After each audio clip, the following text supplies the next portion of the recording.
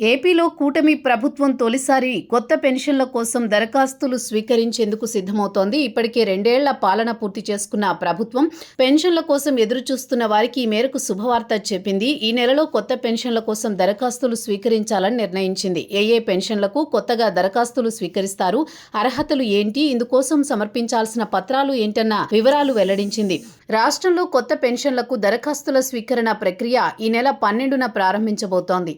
ఈసారి కొత్తగా ఇచ్చే పెన్షన్లలో వితంతు పెన్షన్లు, ఒంటరి మహిళల పెన్షన్లు, వృద్ధాప్య పెన్షన్లు, వికలాంగ పెన్షన్లు కూడా ఉన్నాయి. వీటికి దరఖాస్తు చేసుకోవాలనే వారు ప్రధానంగా 5 రకాల పత్రాలని సమర్పించాల్సి ఉంటుంది. ఇందులో ఆధార్ కార్డ్, ఆధార్ లింక్ అయిన మొబైల్ నెంబర్, రేషన్ కార్డ్, ఆదాయ ధృవపత్రం, కుల ధృవీకరణ పత్రం కూడా ఉండాలి. వితంతు పెన్షన్లకు పైన తెలిపిన 5 పత్రాలతో పాటు భర్త మరణ ధృవీకరణ పత్రం కూడా తప్పనిసరి. అలాగే ఒంటరి మహిళల పెన్షన్ కావాలంటే 5 ప్రధాన పత్రాలతో పాటు ప్రభుత్వం లేదా కోర్టు ద్వారా విడాకుల సర్టిఫికెట్ ఉండాలి. వృద్ధాప్య పెన్షన్ కావాలంటే 5 పత్రాలతో పాటు వయసు 60 ఏళ్లకు పైబడి ఉండాలి.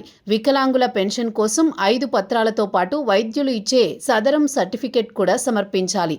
ఈ పత్రాలతో ఈ నెల 12న సచివాలయాలకు వెళితే అక్కడ దరఖాస్తులు స్వీకరిస్తారు. అనంతరం క్షేత్రస్థాయిలో పరిశీలన చేసి పెన్షన్లను ఖరారు చేస్తారు.